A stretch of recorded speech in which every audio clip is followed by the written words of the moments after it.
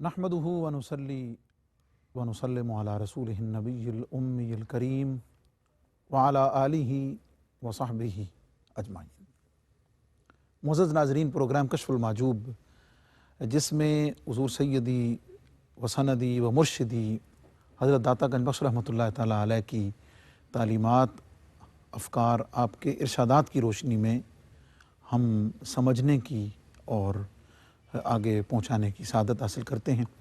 मुअज़्ज़ज़ नाज़रीन, हुज़ूर फ़ैज़ आलम दाता गंज बख्श रहमतुल्लाह अलैह के ख़ुद अपनी निगाह करम और तसर्रुफ़ से कश्फ़ुल माजूब शरीफ के हवाले से हमें और मेरे मुअज़्ज़ज़ मेहमान हज़रत अल्लामा मौलाना मोहम्मद शहज़ाद मुजद्दिदी साहब और इनकी विसातत से QTV को जो कश्फ़ुल माजूब शरीफ की इस खिदमत की सादत हासिल हुई है, मैं ऐसे बेशुमार लोगों को जानता हूँ कि जिनकी ख्वाहिश थी कि हम कश्फ़ुल माजूब को पढ़ें, लेकिन उन्होंने ख़रीदी भी सही, लेकिन जब उसको उन्होंने खोल कर उर्दू तर्जमे के उस रंग में पढ़ने की कोशिश की तो वो ज़ाहिर है उसकी उर्दू और उसके अल्फाज और उसके अंदर जो खुसूसन इस्तिलाहात जो तसव्वुफ़ की और रूहानियत की डिफरेंट जो टर्मिनोलॉजीज़ इस्तेमाल हुई, ज़ाहिर है उनकी तशरीह तोज़ी उनके लिए मुमकिन नहीं थी। तो वो ऐसे बेशुमार नाज़रीन पूरी दुनिया में हम जहाँ भी जाते हैं मिलते हैं और इस प्रोग्राम की इस हवाले से जो तहसीन करते हैं और जिन दुआओं से नवाजते हैं, हम उस पर अल्लाह रब्बुल इज़्ज़त का शुक्र अदा करते हैं। और हज़रत आप भी ज़ाहिर है पूरी दुनिया में तशरीफ़ ले जाते हैं, तो इस के हवाले से जो खिदमत की सादत हासिल है, हम उस पर अल्लाह रब्बुल इज़्ज़त का बेपाया शुक्र अदा करते हैं। बिस्मिल्लाहिर्रहमानिर्रहीम। मुझे तो हमारे बहुत ही बड़े सीनियर नात को शायर जनाब हनीफ नाज़िश कादरी साहब, उन्होंने पिछले दिनों मुलाकात हुई तो उन्होंने इजहार किया, हालांकि बहुत सीनियर बुज़ुर्ग हैं, लेकिन उन्होंने भी ये कहा कि इस प्रोग्राम को हम देखते हैं बड़े एहतमाम से और इसमें से सीखते हैं चीज़ें। हालांकि बेशतर दफ़ा कश्फ़ुल माजूब पढ़ चुके हैं, जब ऐसे सीनियर और उसमें उलमाए किराम भी शामिल हैं, उनके फ़ोन आते हैं और वो इजहार भी करते हैं, उसमें तसव्वुफ़ व तरीक़त के लोग भी शामिल हैं और ऐसे चाहते हैं आम और उसमें जो हमारा जदीद पढ़ा लिखा तबका, इवन के अमेरिका से एक खातून यहाँ तशरीफ़ लाई, आपको मालूम है, और वो बता के गई मुझे भी वो तशरीफ़ लाई, हमने कश्फ़ुल महजूब ख़रीद के मेरे शोहर भी लेके गए हैं और हम भी इसको बाकायदा सब किताब खोल कर पढ़ते हैं। उसका मतलब ये है कि पाकिस्तान, लाहौर, दाता की नगरी से अगर अमेरिका तक ये फैज़ जा रहा है तो दाता साहब का फैज़ है और गंज बख्शे फ़ैज़ आलम की एक बहुत ज़बरदस्त ताबीर है कि वो फैज़ आज भी जारी है और इंशाअल्लाह क़यामत तक जारी रहेगा। और असल दस्तरखान हुज़ूर दाता साहब का याद रखिए वो यही कश्फ़ुल माजूब। बेशक मुअज़्ज़ज़ नाज़रीन, कश्फ़ुल माजूब शरीफ का 11वां बाब है और इसमें हम ज़िक्र कर रहे हैं हज़रात आइम्मा तबा ताबईन रिदवानुल्लाह ताला अलैहिम अजमाइन का। और आज हम जिस हस्ती के ज़िक्र के साथ आपकी खिदमत में हाज़िर हैं, अगर हम ख़ुद उनके तारुफ़ पर और उनके इल्मी पहलुओं पर अगर बात करें तो एक इतना बड़ा दबिस्तान खुल जाएगा कि शायद हम उसको तशरीहात और तौज़ीहात में कभी भी उसके वक्त हमारा साथ नहीं देगा। लेकिन चूँकि कश्फ़ुल माजूब शरीफ का एक मखसूस फ्रेम है और उसके अंदर जो फ़ोकस है वो तसव्वुफ़ और रूहानियत को है और इल्म बातनी को है, तो हुज़ूर फ़ैज़ आलम दाता गंज बख्श रहमतुल्लाह ताला अलैह ने यानी एक फ़िक़्ह के फ़िक़्ह के जो इमाम हैं उनका ज़िक्र कश्फ़ुल माजूब शरीफ में होना, मेरी मुराद जो अइम्मा अरबा हैं, हज़रत इमाम आज़म अबू हनीफ़ा, हज़रत इमाम मालिक, हज़रत इमाम अहमद बिन हम्बल और हज़रत इमाम शाफ़ी रहमतुल्लाह ताला अलैह इनमें शामिल हैं। उनमें जो इमाम राबे हैं हज़रत इमाम मोहम्मद बिन इदरीस शाफ़ी, जो पूरी दुनिया में इमाम शाफ़ी के नाम से जाने जाते हैं, उनके ज़िक्र के साथ हम हाज़िर हैं। मैं चाहूँगा कि बिल्कुल इब्तदाई बात जो हम सबसे पहले करेंगे वो ये कि पूरी दुनिया में हज़रत जो शोहरत है इमाम शाफ़ी रहमतुल्लाह अलैह की, वो एक फ़क़ीह के तौर पर है, एक इमाम के तौर पर है, यानी फ़क़ीह इमाम के तौर पर है, लेकिन हुज़ूर फ़ैज़ आलम उनका ज़िक्र कर रहे हैं बतौर सूफ़ी लाए। बिस्मिल्लाहिर्रहमानिर्रहीम, अल्हम्दुलिल्लाहि रब्बिल आलमीन वस्सलातु वस्सलामु अला अशरफिल अंबिया वल मुरसलीन व अला आलिहि व सहबिहि अजमाइन। मुफ्ती साहब, हज़रत इमाम मोहम्मद बिन इदरीस शाफ़ई नव्वरल्लाहु मरक़दहू, आपका तज़किरा कश्फ़ुल महजूब जैसी किताब में होना, जहाँ सूफ़िया किराम और मुतक़द्दिमीन सूफ़िया की बात हो रही है, उसमें होना, तो ये कश्फ़ुल महजूब शरीफ का एक और एक्स्ट्रा क्रेडिट है कि हुज़ूर दाता साहब रहमतुल्लाह ताला अलैह ने एक इमाम मुज्तहिद की शख्सियत से एक पर्दा हटा के हमें उनकी शख्सियत का एक बड़ा दरख्शां पहलू दिखाया है कि इमाम शाफ़ई रहमहुल्लाह महज़ एक फ़क़ीह یا امام مجتہد ہی نہیں ہیں بلکہ تصوف اور طریقت اور روحانیت کے بھی ایک بہت بڑے امام اور پیشوا ہیں۔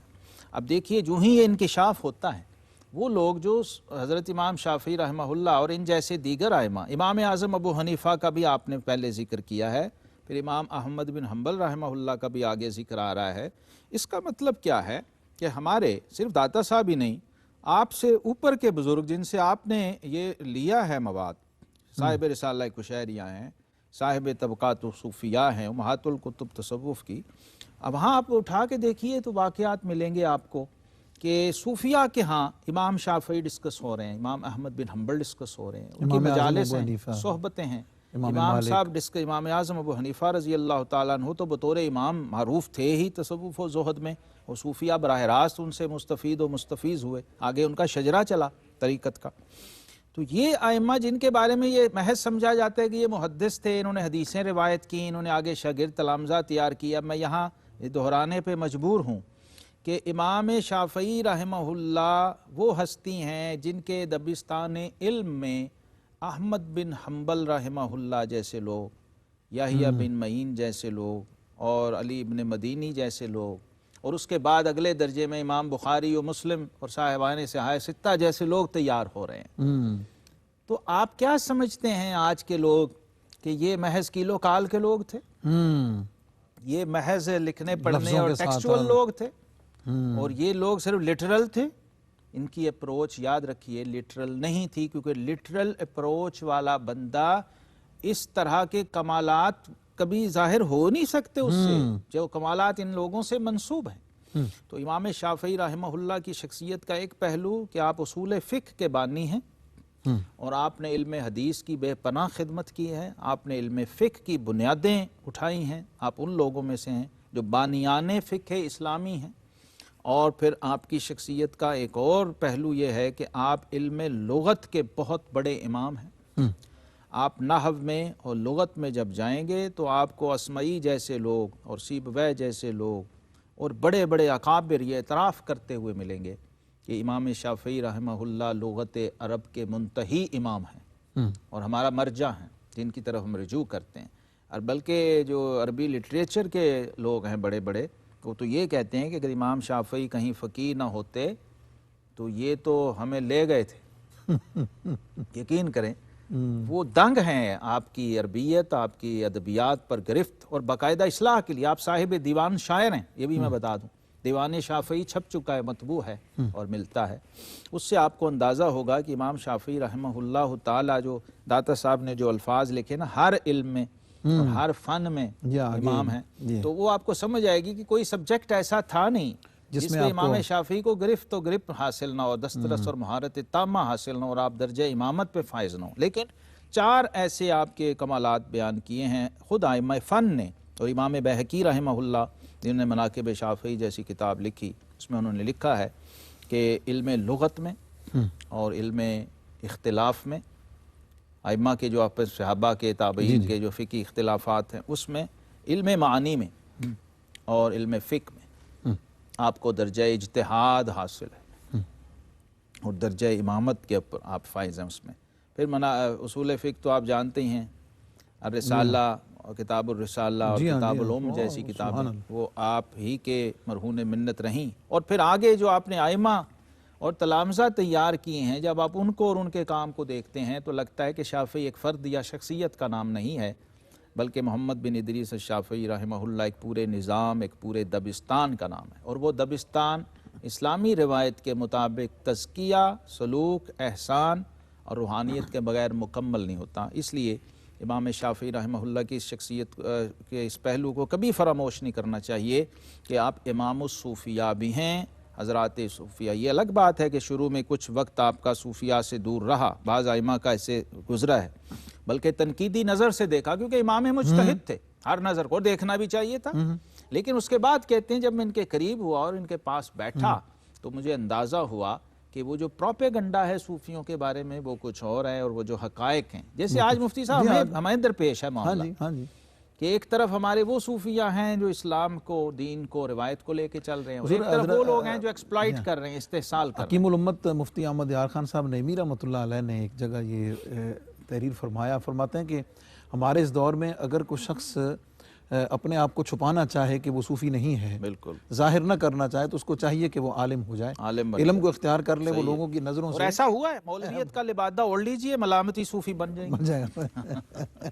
حضور فیض عالم داتا گنج بخش رحمۃ اللہ تعالیٰ علیہ نے حضرت امام محمد بن ادریس شافعی, امام شافعی رحمۃ اللہ تعالیٰ علیہ, ان کے القابات کو جو ذکر کیا ہے, اور میں اکثر کہا کرتا ہوں کہ وہ ایک لفظ میں پوری شخصیت کو سمو دیتے ہیں, لیکن آپ کا ذکر کرتے ہوئے اہل بیت اطہار, حضور کی آل پاک کے حوالے سے اور نسبت کے حوالے سے جس عظمت کا ذکر جن لفظوں میں کیا ہے, میں سمجھتا ہوں کہ ہر ایک اس سے جھوم اٹھے گا. فرماتے ہیں کہ انہی میں سے امام مطلبی سبحان اللہ, سبحان اور ابن عم نبی, سبحان جی ابن عم نبی حضرت ابو عبداللہ محمد بن ادریس شافعی رحمۃ اللہ تعالیٰ علیہ ہیں. اور حضرت میں چاہوں گا کہ ہم اس پر القابات پر بات تو بریک کے بعد کریں گے, لیکن یہ جو اتنی سی بات ایک منٹ میں کہ یہ جو اللہ یعنی کتنی گہری نظر ہے. گہری نظر جو, اور پھر داتا صاحب رحمۃ اللہ تعالی کی کمال مہارت ہے. مفتی صاحب یہ ایک پورا فن ہے تذکرہ نویسی, یہ کوئی ایسے نہیں ہے. ہمیں تو لوگ یوں دیکھتے ہیں نا, کتاب لکھی ہوئی ہے 1.5 صفحہ, نہیں, یہ 1.5 صفحہ نہیں ہے, پتہ نہیں 150 کتابوں کا نچوڑ اور خلاصہ ہے جو 1.5 صفحے میں داتا صاحب نے سمایا رحمہ اللہ تعالی. اور پھر جو پورا جو فصل ہے اس پوری فصل کو ان 2 القاب میں سمیٹ دیتے ہیں, پھر اگلا اس کی شرح ہوتی ہے. معزز ناظرین, آپ کے القابات کی تشریح انشاءاللہ العزیز ہم کریں گے ایک مختصر سے وقفے کے بعد. ویلکم بیک معزز ناظرین, پروگرام کشف المحجوب اور ذکر حضرت امام شافعی رحمۃ اللہ تعالیٰ علیہ کا, اور حضور فیض عالم داتا گنج بخش رحمۃ اللہ علیہ نے جو القابات ذکر کیے, امام مطلبی اور ابن عم نبی, اس کا تعلق آپ کے نسب ہے, نسب مبارک سے ہے, اور میں چاہوں گا کہ قریشی ہیں, جی ہاں, مکی ہیں اور قریشی ہیں. پیدائش آپ خود بتاتے ہیں میری مصر کی ہے. ہوں امام شافعی فرماتے ہیں کہ میری والدہ فلسطین جو غزہ ہے, جی غزہ کی پٹی, وہاں سے فرماتے ہیں کہ میری ولادت ہوئی ہے, وہاں میری پیدائش ہوئی ہے, اور بعد میں پھر آپ مکہ میں مستقل سیٹل ہوئے, چونکہ بنیادی تعلق شہر مکہ سے تھا اور قریش سے تھا.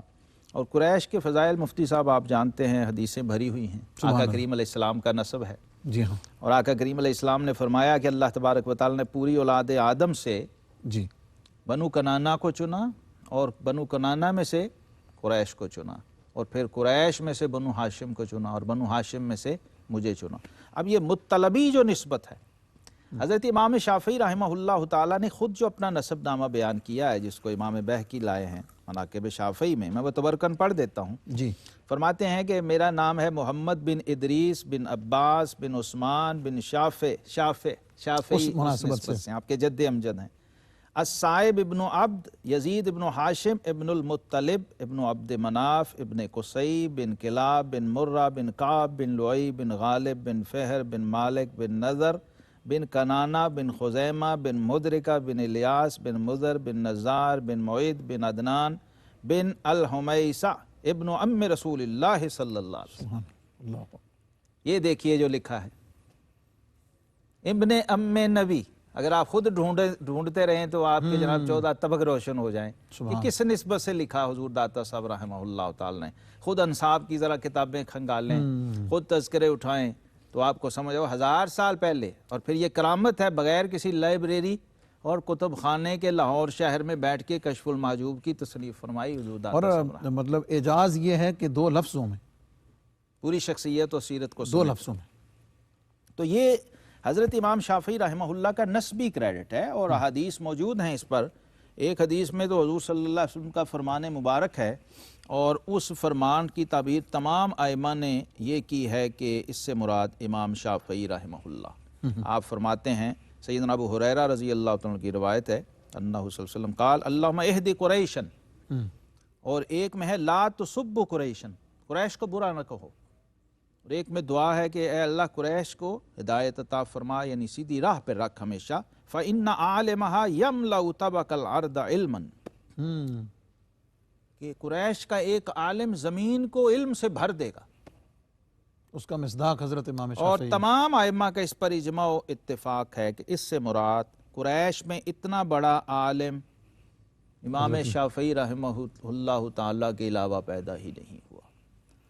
آپ کے معاصرین میں اور آپ کے بعد. تو اس سے مراد لی حضرت امام شافعی رحمہ اللہ تعالی. آپ نے آگے فرمایا الائمۃ من قریش بھی ہے. جی ہاں، تو یہ امامت جو ہے علمی روحانی یہ قریش کے ساتھ خاص ہوئی، اور قریش میں پھر یہ جو نسب نامہ پورا حضور صلی اللہ علیہ وسلم کے ساتھ جا رہا ہے، پیرالل آپ سے ملتا ہو. اس لیے داتا صاحب نے یہ دونوں الفاظ لکھے، ابن ام نبی بھی ہیں اور امام مطلبی بھی. حضور فیض عالم داتا گنج بخش رحمۃ اللہ علیہ نے آپ کے تعارف میں ایک اور بڑا جامع جو ارشاد فرمایا کہ آپ اپنے وقت کے تمام علوم کے امام گزرے. جی اس پہ میں عرض کر چکا ہوں. علم تفسیر تھا اس وقت، علم حدیث تھا، اور یہ علوم اس وقت اپنی ابتدائی سٹیج پر تھے. یہ سمجھیے کہ مرتب اور مدون ہو رہے تھے یہ علوم، یہاں تک کہ علم اصول فقہ کا نام و نشان نہیں تھا. امام شافعی رحمہ اللہ تعالیٰ جیسے علی الاطلاق فقہ کے بانی امام اعظم ابو حنیفہ رحمہ اللہ کو کہا جاتا ہے، ایسے اصول فقہ کے بانی حضرت امام شافعی رحمہ اللہ تعالیٰ. اور ساتھ فرمایا کہ جواں مردی و ورع میں مشہور ہیں. اس جواں مردی سے یعنی دونوں جواں مردیاں مراد ہیں، ظاہری بھی اور باطنی بھی. میں مفتی صاحب ایک ہی بس مثال دے دیتا ہوں، جو جنے ہیں وہ اس کو سمجھ سکتے ہیں. امام شافعی ایک طرف تو علم میں، ادب میں یعنی ادبیات، لٹریچر، اور دوسرا اخلاق، روحانیت، تصوف، زہد، تقوی، اور ایک طرف شجاعت، بہادری، جواں مردی جسمانی. میں نے ایک ہی مثال پڑھی تو میں نے کہا کہ بھئی اس کے بعد تو ضرورت ہی نہیں. ایک ہاتھ سے اپنا کان پکڑتے تھے، ایک ہاتھ سے گھوڑے کا کان پکڑتے تھے، بغیر زین، بغیر کاٹھی گھوڑا چل پڑتا، اسے دوڑا دیتے اور پھر براہ راست اچھل کے گھوڑے پہ سوار ہوتے. یہ اس وقت مہارت تامہ کی آخری دلیل ہوتی تھی ٹیسٹ میں، چیکنگ میں، جیسے آج ڈرائیونگ ٹیسٹ ہوتے ہیں. گھوڑ سواری میں آخری ٹیسٹ یہ ہوتا تھا مشکل ترین، کہ جو جوان اس طرح سے ایک ہاتھ سے گھوڑے کو قابو کرنا ہے. ہاں، ایک ہاتھ سے اپنا کان تو اس لیے پکڑا کہ دوسرا استعمال نہیں کرنا. تو گھوڑے کے پاس بھی وہ اس پہ اوپر کوئی لگام میں نہیں ہے، کچھ نہیں ہے، اس کو بھی کان سے خالی ہے. اس کو کان سے پکڑ کے اس پہ سوار ہو کے پھر چل دوڑانا ہے. آج بھی میرا خیال ڈھونڈ رہے ہیں، لکھ لیں تو روئے زمین پہ شاید اس کی کوئی مثال. پھر اچھل کے سوار ہونا ہے اور پھر جسمانی مضبوطی کس درجے کی ہے کہ اسے قابو کر کے دوڑانا ہے. یہ امام شافعی رحمہ اللہ تعالیٰ کے ابتدائی معمولات میں تھا. یہ بڑی یعنی ایک نادر میں اور مثال یعنی اگرچہ حدیث پاک میں بھی معلوم ہے کہ اللہ رب العزت کو جو قوی مومن ہے وہ ضعیف سے پسند نہیں. میں جو حدیث پڑھی نا جی مفتی صاحب مجھے سمجھ آ گئی. آپ صلی اللہ علیہ وسلم نے فرمایا کہ جو قریشی ہوتا ہے نا وہ باقی مردوں کی نسبت ہر معاملے میں 2 گنا قوت رکھتا ہے. اس کی دماغی قوت بھی، اس کی جسمانی قوت بھی. اور اسی سے سمجھ آ گئی کہ الائمۃ من القریش کی وجہ کیوں کہی گئی ہے. وہ یہ اس لیے امام شافعی کے فضائل میں ایک چیز یہ بھی ہے، اور یہ ائمہ میں ڈسکس ہوتا تھا.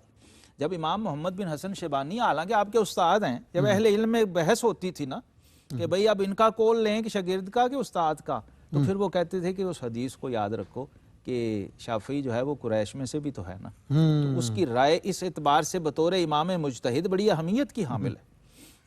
اور یہ جو فرمایا کہ حضرت امام مالک رحمۃ اللہ تعالیٰ علیہ کے اس وقت تک شاگرد رہے جب تک مدینہ یہ بڑا دلچسپ یہ بڑا ہے. اور پھر جب عراق میں تشریف لائے تو حضرت محمد بن حسن شیبانی رحمۃ اللہ علیہ کے ساتھ جنہیں داد صاحب نے ایک معلومات بڑی اہم اور نادر ہمیں فراہم کی ہے، وہ یہ کہ آپ کرد ہیں.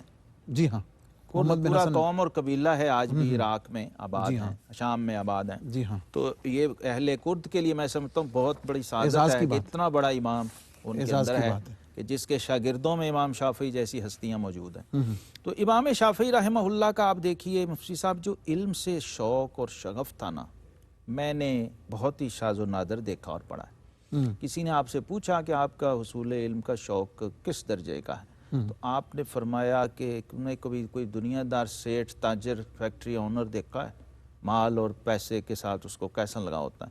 جب اس کو کسی پروڈکٹ پہ 100% پروفٹ حاصل ہو اور جو اس کے جذبات ہوتے ہیں نا جب اس کو مال اور پیسہ آتا ہے، فرمایا مجھے صرف ایک حرف نیا ملے نا تو میرے اوپر وہ کیفیت ہوتی ہے. اللہ، ایک حرف نیا مل جائے. پھر ایک اور صاحب نے سوال کیا تو آپ نے ایک اور مثال اس کو دی. فرمایا وہ عورت جس کا بڑا جو بچہ ہوتا ہے، پہلا بیٹا جو ہوتا ہے، وہ اگر گم ہو جائے بچہ ہو پہلا اور بڑا ہو اور وہ گم ہو جائے تو وہ عورت اسے ڈھونڈتی ہے، اور جس وقت وہ بچہ اسے مل جاتا ہے گم ہونے کے بعد، تو جو کیفیت اس ماں کی اس عورت کی ہوتی ہے نا، فرمایا علم کی تحصیل اور حصول میں میری یہ کیفیت ہے، طلب میں اس ماں کی جیسے وہ بچے کو اور ڈھونڈ مل رہی جانے کے ہے، بعد اور مل خوشی جانے کے بعد خوشی کی وہ کیفیت جو بچے کے ملنے کی ہوتی ہے۔ آپ اندازہ کر لیں اس پیاس کا، اس تجسس کا، کہ مکہ معظمہ سے اٹھ کر مدینہ طیبہ میں جا کے امام مالک رحمہ اللہ کی شاگردی اور تلمذ اختیار کرنا۔ کیوں؟ کیونکہ انہیں پتہ تھا کہ اس وقت پورے عالم عرب میں سب سے بڑی علمی اتھارٹی حدیث میں وہ امام مالک ہے۔ اور دیکھیے مفتی صاحب، امام مالک کا میرٹ بڑا سخت تھا، امام مالک ہر ایک کو شاگرد نہیں کرتے تھے۔ اچھا، ان کا بڑا مشہور تھا کہ وہاں جا کے شاگرد ہونا بڑا مسئلہ ہے، تو آپ نے ایک رکا سفارش کا لکھوایا مکہ سے، امام صاحب کے بڑے تعلق والے تھے، شاید گورنر مکہ ہی تھے، ان سے رکا لکھوایا سفارش کا کہ بچہ بنو ہاشم قریش سے، بنو عبد المطلب سے ہے اور بڑا معزز خانوادے سے اور بہت ذہین، بہت قابل اور لائق ہے، تو آپ ان کو داخلہ دیں اپنے کلاس میں۔ اب یونیورسٹی کون ہے؟ مسجد نبوی شریف میں۔ اچھا، امام مالک رحمۃ اللہ تعالی علیہ کے پاس جب آپ پہنچے تو امام مالک رحمہ اللہ نے فرمایا کہ اے بچے، تم لوگوں کی سفارشوں اور رکوں پہ علم حاصل کرنا چاہتے ہو، تو تمہاری بنیادی پتہ چل گئی، اس کا کیا فائدہ؟ میں تو ایسے لوگوں کو نہیں پڑھاتا، اگرچہ یہ رکا میرے لیے بہت عزیز ہے، میں تمہیں رکھ بھی لوں بٹھا بھی لوں بیٹا تو تم کچھ حاصل نہیں کر سکو گے۔ اور پھر ٹیسٹ میں میرٹ میں جو سوال ہوتے ہیں کچھ تھوڑے سے انٹری ٹیسٹ، وہ جب سوالات کیے تو آپ نے فرمایا کہ تمہیں پتہ ہے کہ موطا مالک میری کتاب ہے؟ انہوں نے کہا جی۔ ان کا اس کو تم نے دیکھا ہے؟ انہوں نے کہا نہیں۔ تو فرمایا تم میرے پاس کیا لینے آئے ہو؟ تم میرے ساتھ کیا چلو گے؟ واپس آ گئے۔ اب امام شافعی رحمہ اللہ تعالیٰ کو اللہ تبارک و تعالیٰ نے حسن بھی مفتی صاحب کمال دیا ہوا تھا، اس لوگ مثال دیتے ہیں، جمال بھی کمال کا تھا اور ظاہری وجاہت بھی کمال درجے کی تھی، ذہانت بھی انتہا کی تھی، اور آپ کے معاصرین کہتے ہیں کہ شافعی صرف بولتے تھے نا تو ان کی گفتگو ایسی ہوتی تھی جیسے کوئی قاری حسن صوت و خوش الحانی سے قرآن پڑھ رہا ہے، عام گفتگو اس ٹائپ کی تھی، زبان پہ اتنا عبور تھا، فصاحت اس درجے کی تھی۔ آپ آئے، پوری موطا امام مالک حفظ کی، ٹھیک، پھر بغیر کسی سفارشی رکے کے گئے، اور جا کے دستک دی، سلام عرض کیا، کہا حضور میں آ گیا۔ 6 مہینے بعد پھر گئے، کہا حضور میں حاضر ہوں، آپ مہربانی فرمائیں مجھے موقع دیں۔ فرمایا اچھا۔ انہوں نے جب سوال کیا تو آپ شروع ہو گئے بسم اللہ سے، پوری موطا امام مالک سنا، پڑھ کے سنا، زبانی سنا۔ انہوں نے کہا شاباش، اب تم میرے شاگرد بننے کے قابل ہو۔ میں بھی فخر سے کہوں نا میرا شاگرد۔ آپ دیکھیے دنیا میں امام مالک کے شاگردوں میں سب سے بڑا اور پہلا نام ہمیشہ امام شافعی کا لیا جاتا ہے، حالانکہ امام محمد بن حسن شیبانی بھی شاگرد ہیں، قاضی ابو یوسف بھی شاگرد ہیں، لیکن فخر جو ہے جہاں استاد کو بھی ہو وہ امام شافعی رحمہ اللہ ہے، اور شاگرد کو بھی فخر ہے۔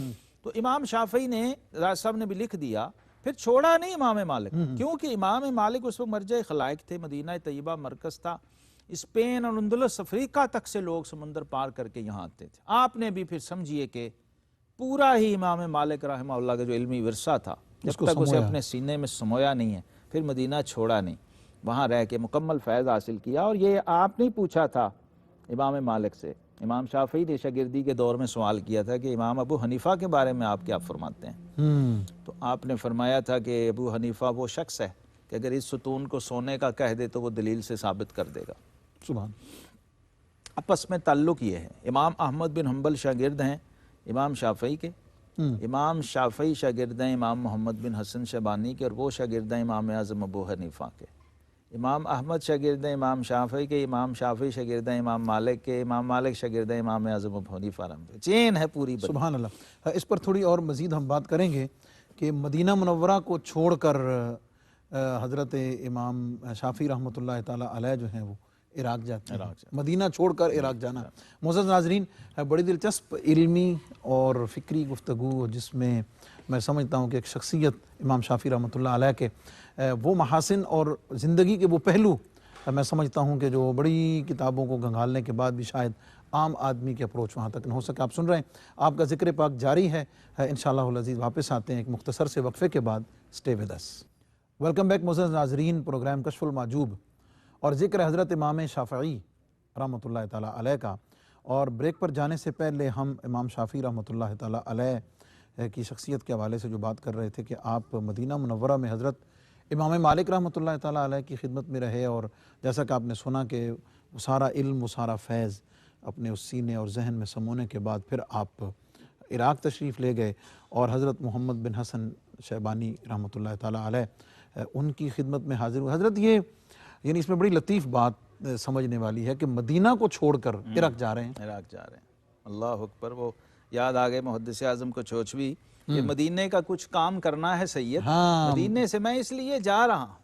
یہ نائمہ کو یہ پتا تھا کہ جب ڈیوٹی اور نوکری مدینے کی کرنی ہو تو پھر مدینے میں رہ کے تو نہیں نہ ہو سکتی۔ اور اس پر اگر میں یہیں پہ جملہ ایڈ کر دوں، ظاہر ہے زیادہ وقت نہیں، مناسب بھی نہیں ہے، کہ یہ ہمارے ملک کے بہت سارے حافظ اور قاری رمضان المبارک میں تراویحیں نہیں پڑھاتے، عمرے کرنے چلے جاتے، تراویحیں نہیں پڑھاتے، قرآن نہیں سناتے، یاد نہیں کرتے، اور عمرے کے لیے چلے جاتے ہیں۔ ہاں، جب حفظ کیا کس لیے تھا؟ اب ڈیوٹی اور خدمت چھوڑ وہ کے جو آپ جانا، نے حضرت محدث کچوچوی رحمۃ اللہ علیہ کا اس کو وہ میسج ہے، بہت بڑا میسج۔ اور یہ کہ مدینہ منورہ سے نکل کر اور پھر آپ دیکھیے ویسے کرنی کو ڈھونڈیے، بلال حبشی کو ڈھونڈیے، وہ کہاں ہیں؟ اللہ اگر یہی عشق ہوتا تو پھر تو وہ چھوڑتے ہی نہ۔ یہ جو ڈیوٹیاں لگیں، شیخ محقق کی ڈیوٹی کہاں سے لگی؟ خواجہ غریب نواز کی ڈیوٹی کہاں سے لگی؟ حضرت پیر میر علی شاہ صاحب کی ڈیوٹی کہاں؟ حکم بھائی آرڈر آ گئے، خواجہ اجمیری، اس سے بڑی کوئی بات ہو سکتی ہے؟ تو جب آرڈر آ گیا، حکم آ گیا، نوکری انہوں نے مقدم جانا اس پہ، یہاں بیٹھ کے لنگر اور تبرک کھانے سے بہتر ہے کہ آقا کریم علیہ السلام ہند میں رہ کے بھی دیتا رہوں پہرا تیرا، جو اعلیٰ حضرت نے فرمایا۔ یہ تو پھر آگے پھر کیا ہوتا ہے؟ جو فرمایا نا حضور صلی اللہ علیہ وسلم نے، اب تو آتا ہے پھر ہم آئیں گے۔ کاش یہ لوگوں کو سمجھ آ جائے جو شیخ محقق کو فرمایا تھا۔ یہ امام شافعی ان کے بانیوں میں سے، اس مشن، اس فکر کے اور اس مشن کے اور اس نظریے کے کہ کام کرنا ہے مدینے والے کا، پھر میں یہاں اور میری جان مدینے میں رہے۔ کام جب ہیں تو ہر وقت جڑے ہوئے رہیں گے۔ امام شافعی رحمہ اللہ کا علمی جو ایک تجسس تھا اور پیاس تھی، چونکہ تکمیلی مراحل تھے، اب اس میں سمجھنا یہ ہے کہ حدیث حاصل کرنی تھی تو مدینہ گئے، فقہ حاصل کرنا تھا تو عراق اور بغداد آئے، بغداد شریف آئے، تو اصل میں مدینہ سے بغداد آئے ہیں۔ جی صاحب مدینہ سے بغداد آئے ہیں، 12ویں والے سے 11ویں والے کے پاس آئے ہیں۔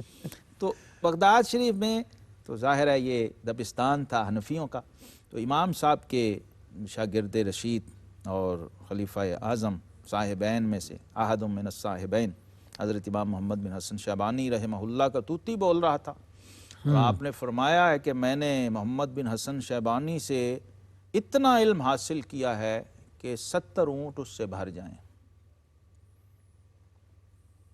یعنی اس کی لکھی گئی کتابیں۔ اور امام صاحب آپ کو پتہ ہے کہ جو ہے بین الاقوامی جو قانون بین الممالک کے بانی ہیں امام محمد بن حسن شیبانی، یعنی جو ہمارا ہوتا ہے یہ اسٹیٹ افیئرز جو ہوتے ہیں آپس کے اندر، انٹرنیشنل افیئرز اور ریلیشن شپس جو ہیں، اس پہ آپ نے 5000 صفحہ لکھا ہے 1100 سال پہلے کتاب السیر میں۔ اور تو امام صاحب رحمۃ اللہ کے ساتھ ایک تعلق کی اور بھی وجہ بنی کہ امام شافعی کی جو والدہ ماجدہ تھیں، انہوں نے دوسرا نکاح کیا تھا امام محمد بن حسن شیبانی سے، تو اب گویا یہاں ڈبل تعلق ہو گیا تھا، مربی کفیل بھی اور استاد بھی۔ تو امام صاحب کو بہت موقع ملا، امام شافعی کو اس طرح سے بہت موقع ملا، وہ بھی بہت بڑی ہستی تھے امام محمد بن حسن شیبانی، انہوں نے بھی خوب نوازا اور تربیت بھی کی۔ اب کیا ہوا امام شافعی، اور یاد رکھیے ہماری علمی روایت، روحانی روایت میں صاحب کمال اسی کو سمجھا جاتا ہے کہ تمتع زہر گوشہ یافتم زہر خرمن خوش یا، جس نے زیادہ سے زیادہ مشائخ سے، شیوخ سے، اکابر سے، ائمہ سے استفادہ کیا وہ اتنا ہی صاحب کمال ہے۔ تو امام شافعی نے دیکھا کہ اب حدیث کے کمالات میں نے ادھر سے لے لیے، حدیث کے کمالات امام مالک سے لینے کا مطلب ہے کہ میں نے امام مالک کی سند سے جتنا علم آپ صلی اللہ علیہ وسلم سے صحابہ سے ہو کے آیا وہ میں نے سمو لیا۔ اب اس طرف سے فقہی علوم کو لینا تھا۔ آپ کہتے ہیں کہ اگر امام اعظم ابو حنیفہ اور ان کے شاگرد نہ ہوتے تو ہمیں فقہ کی ہوا بھی نہ لگ سکتی، اور یہ آپ کا شعراء قول ہے کہ الناس عیال ابی حنیفہ فی الفقہ، یہ ساری دنیا ابو حنیفہ کی محتاج ہے اور ان کے عیال ہے۔ امام صاحب کے ساتھ جو آپ کا وقت گزرا ہے نا وہ بڑا مزے کا ہے۔ ایک بات میں عرض کرتا ہوں میرے ذہن میں ہے، ایک بار امام شافعی رحمہ اللہ جو ہیں یہ رات کو، چونکہ زہد بھی تھا عبادت بھی بہت تھی، 3 حصے رات کے آپ کے معاصرین لکھتے ہیں کہ آپ کیا کرتے تھے۔ ایک حصہ تصنیف و تالیف کے لیے، ایک نوافل اور نماز کے لیے اور ایک آرام اور نیند کے لیے، یہ آپ کا معمول تھا۔ اور عبادت میں یہ حال تھا کہ 30 قرآن پاک ہر مہینے آپ ختم کرتے تھے، یعنی روزانہ ایک قرآن، اور رمضان میں 60، ایک رات اور ایک دن، اور ایک جو تراویح والا وہ الگ جو خود پڑھنے ہوتے تھے۔ یہ آپ کا ہمیشہ ساری زندگی کا معمول تھا۔ تو رات کو 100 رکعت نفل آپ کا معمول تھا پڑھنا۔ تو آپ پڑھ رہے تھے، امام محمد بن حسن شیبانی چادر لے کے لیٹے ہوئے تھے۔ تو جب آپ نے 100 رکعت پڑھ لی، دیکھا وہ اٹھے ہی نہیں، انہوں نے کوئی نفل نہیں پڑھے، تو انہوں نے سلام پھیرا، چھوٹے بھی تھے، جونیئر تھے، تو کہنے لگے کہ حضرت آپ تو لیٹے ہی رہے، میں نے تو اتنی دیر میں 100 رکعتیں پڑھ لیں، آپ بھی 4 رکعتیں اٹھ کے پڑھ لیتے تو اچھا تھا۔ تو آپ نے فرمایا شافعی تو سمجھ رہا میں سویا ہوا تھا، میں نے اتنی دیر لیٹے لیٹے قرآن پاک سے 100 مسئلہ استنباط کیا ہے، تو نے 100 رکعت پڑھی ہے، میں نے 100 شرعی مسائل کا استنباط قرآن پاک سے کر لیا اتنے ٹائم میں۔ تو امام شافعی وہ ہیں جن کا یہ قول ہے کہ فرائض کے بعد سب سے افضل عبادت طلب علم ہے۔ یہ آپ کا موقف بھی ہے، آپ کی تحقیق بھی ہے، اور آپ کا فرمان بھی ہے۔ آج یہ میسج بھی جانا چاہیے ہمارے دیکھنے والوں کو کہ کاش ہم علم کو بھی عبادت کا درجہ دے دیں، جو بڑے بڑے نفلوں، ذکروں، تسبیحوں سے بہتر ہے۔ اس کو ہم بنیاد بنا لیں اپنی عبادات کی، اپنے اعمال کی، اپنے عقائد کی، تو پھر دیکھیے کہ آپ کی جو کوانٹٹی ہے اس میں کوالٹی کیسی پیدا ہو۔ سبحان اللہ، بہت خوب۔ اور فرماتے ہیں کہ آپ کے مزاج میں خلوت نشینی کا خاص شوق تھا، مگر ایک جماعت آپ کی خدمت میں آئی اور آپ کی تقلید میں لگ گئی، اور اس کے نتیجے میں حضرت امام محمد بن حنبل بھی آپ کے ظاہر متبعین میں سے ہیں، اور پھر آپ اس خدمت کی طرف مائل ہوئے، مجبور ہوئے، اور پھر آپ نے اجتہادیات کے ذریعے خدمت امامت انجام دینا شروع فرمائی۔ آپ کی وجاہت عام ہو گئی اور خلوت نشینی فرما نہ سکے، طبیعت مائل تھی، لیکن اس وجہ سے اس امامت کے کام پر آئے، اور لیکن اس امامت و وجاہت کے دور میں بھی آپ محمود الخصال رہے۔ وجہ کیا ہے اس کی؟ بیک گراؤنڈ کیا ہے؟ کیونکہ طبیعت باطناً مائل و زہد تھی، اور آپ کے بارے میں حضرت امام سلمی نے لکھا ہے، اور امام قشیری رحمہ اللہ نے بھی لکھا کہ حضرت بلال الخواص رحمۃ اللہ علیہ غالباً وہ کہتے ہیں کہ میں ایک جگہ حج پہ جا رہا تھا، تو میرے ساتھ ایک اجنبی بندہ سفر میں آ گیا، میں نے کہا پتہ نہیں کون ہے، کہ کہتے ہیں میرے وجدان میں کہا کہ یہ خضر علیہ السلام ہے۔ اچھا، تو میں نے انہیں سلام کیا اور ان سے پوچھا، انہوں نے قسم دی کہ آپ مجھے اپنا صحیح تعارف کرائیں۔ جب قسم دی تو انہوں نے کہا میں تمہارا بھائی خضر ہوں۔ تو انہوں نے کہا پھر مجھے یہ بتائیے کہ امام شافعی کے بارے میں آپ کا کیا خیال ہے، ان کا مقام کیا ہے؟ تو خضر علیہ السلام نے کہا کہ شافعی اس وقت کا اوتاد ہے۔ سبحان اللہ۔ تصوف کی کتابیں یہ بتا رہے ہیں کہ امام شافعی رحمہ اللہ اپنے وقت کے مجتہد مطلق ہی نہیں تھے، مفتی فقہ نہیں تھے، بلکہ اوتاد کے روحانی مرتبے پر بھی فائز تھے۔ اور جیسے میں نے عرض کیا کہ یہ تکوینی معاملہ ہے، لہٰذا کام آپ سے ارشاد کا لیا جانا تھا، لہٰذا کنورشن ہوئی، اور کنورشن کے احوال پیدا ہوئے کہ جب اتنا بڑا امام حدیث، اتنا بڑا امام فقہ اور امام فن اگر خلوت نشین ہو کے بیٹھ گیا تو پھر اس کے اس فیض سے امت محروم رہ جائے گی۔ لہٰذا اللہ نے انتخاب فرمانا تھا، چننا تھا، جیسے شاہ ولی اللہ صاحب نے لکھا، اللہ تبارک و تعالیٰ نے ان ائمہ کو چنا اور پھر امت کے دل میں یہ رجحان پیدا کیا کہ ان ائمہ مجتہدین سے، ان کے اجتہاد و استخراج سے ہم فائدہ اٹھائیں۔ اس وقت کے جلیل القدر لوگ جن میں احمد بن حنبل رحمہ اللہ جیسی ہستیاں ہیں وہ آئے اور انہوں نے عرض کیا، اور یہ بنتا بھی ہے کہ جس نے علم حاصل کیا پھر وہ آگے پہنچائے۔ جی خیرکم من تعلم القرآن وعلمہ، اور جو صحیح نیابت و وراثت رسالت آپ صلی اللہ علیہ وسلم ہے مفتی صاحب، وہ تو یہی ہے نا، ان العلماء ورثۃ الانبیاء۔ اب علم ظاہر اور علم باطن کو لے کر آپ نے پھر مسند فقہ و اجتہاد کو زینت بخشی، اور خلق خدا اس وقت سے لے کر آج تک آپ سے فیضیاب ہو رہی ہے۔ آپ جتنے بڑے نام علم حدیث میں لیں گے تو آپ کو امام شافعی کا مقلد اور شاگرد اور فیض یافتہ ہی، چاہے وہ سیوطی ہوں، چاہے وہ بہقی ہوں، چاہے امام سلمی ہوں، تصوف میں بھی اور فقہ میں بھی اور حدیث میں بھی، تینوں میدانوں میں آپ کو بڑے بڑے شوافے جو ہیں اکابر۔ اور یہ جو حضور فیض عالم داتا گنج بخش رحمۃ اللہ علیہ نے ذکر فرمایا کہ ابتداً آپ کے مزاج میں کچھ سختی سی موجود تھی، اور لیکن جب حضرت سلیمان راعی رحمۃ اللہ تعالیٰ علیہ کی فیض صحبت سے ہوئے تو وہ طبیعت کے اندر سے وہ جو سختی تھی وہ جاتی رہی. اب یہ کیا ہوا، ایک دن بیٹھے تھے. اب یہ نام جو ہے مفتی صاحب میرا خیال ہے اس کی تصحیح ہونی چاہیے، کریکشن، یہ شیبان رائی ہیں. جی شیبان رائی رحمۃ اللہ، کتابوں میں سلمان رائی لکھا ہے.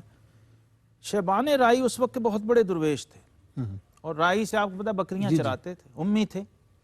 تو ایک دن امام شافعی اور امام احمد بن حنبل رحمہ اللہ دونوں بیٹھے تھے. امام احمد بن حنبل نے کہا کہ آج میں اسے امی سے ایک مسئلہ نہ پوچھوں، یہ بڑا صوفی بنی پھرتا ہے، اس کو ذرا بتاؤں کہ تمہیں علم حاصل کرنا چاہیے. تو امام شافعی نے روکا، انہوں نے کہا ان صوفیوں کو نہ چھیڑو، مجھے بڑا تجربہ ہے. ٹھیک ہے. امام شافعی پہلے جو ہے نا صوفیوں پہ تنقید کیا کرتے تھے. پھر ایک وقت آیا جب یہ بزرگوں کے ساتھ بیٹھنا شروع ہوئے، صوفیاء کے ساتھ، تو یہ فرماتے ہیں کہ میں نے صوفیوں سے سیکھا ہے الوقت سیف قاطع. یہ آپ کا بڑا شہرا فاق قول ہے. فرماتے ہیں یہ میں نے صوفیوں سے سیکھا ہے، اور صوفیاء کے ساتھ بیٹھ کر میں نے دیکھا ہے کہ ان کے پاس وہ دانش اور وزڈم ہے جو عبارت اور ٹیکسٹ میں نہیں ہوتی، یہ اس کے مغز پہ جاتے ہیں. لہٰذا میں نے ان سے استفادہ کیا. تو حضرات صوفیاء کے ساتھ پھر آپ کی نشست و برخاست رہی، اور ان سے آپ نے جو اثر لیا نا اس کا یہ نتیجہ تھا کہ آپ نے امام احمد بن حنبل کو روکا. امام احمد بن حنبل لگا کہ نہیں میں پوچھتا ہوں. پوچھا کہ یہ بتاؤ کہ جس بندے کی نماز قضا ہو گئی اور اسے یہ یاد بھی نہ ہو کہ میری کون سی نماز قضا ہوئی ہے، تو وہ کیا کرے؟ تو شیبان رائی رحمۃ اللہ تعالی علیہ کی عجیب کیفیت تاری. فرمایا کسی صاحب ایمان کے ساتھ بھی ایسا ہو سکتا ہے کہ وہ اس کی نماز بھی رہ جائے اور اسے یہ بھی یاد نہ ہو کہ میری کون سی نماز رہ گئی ہے. فرمایا اس کو تو درے مارنے چاہیے احمد، اس کو تو کوڑے اور درے مارنے چاہیے اس بندے کو. تو یہ جو ہی انہوں نے الفاظ کہے تو امام احمد بن حنبل اس کی حیبت سے بے ہوش ہو گئے. تاب نہ لاش کی کہ اس بندے کی یہ اس نے کوئی فتویٰ وتوا نہیں لگایا. نے حیرت کیا کہ وہ مسلمان ہے، وہ صاحب ایمان ہے، نماز بھی قضا اور اوپر سجاد بھی نہیں کون سی رہ گئی. سو جب ایسی بے ہوشی کی کیفیت تو چلے گئے. تو امام شافعی نے فرمایا میں نے تمہیں کہا تھا نا یہ صوفی ہے تو یہ اپنے اس روحانی مقام سے بات کرے گا. تو یہ تاثر ان لوگوں نے، حضرت ابو حمزہ بغدادی الصوفی رحمہ اللہ تعالی اور اجلہ صوفیہ، میں ان کا آئندہ انشاءاللہ ذکر بھی کروں گا، جن سے یہ لوگ بیٹھے، دیکھا، اثر پذیری لی، اور پھر یہ جو سختی تھی وہ نرمی کے اندر تبدیل ہوئی. وہ سختی کیا تھی؟ پہلے سختی کیا تھی؟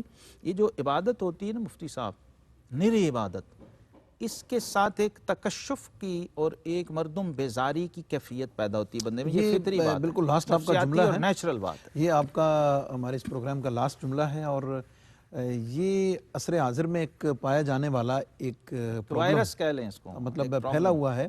اور جو مدعیان تصوف ہیں اور ان کے اندر بہر صورت یہ کہیں نہ کہیں زیادہ تر غیر صوفیہ میں ہوتا ہے، کہیں کہیں صوفیوں میں بھی ہے.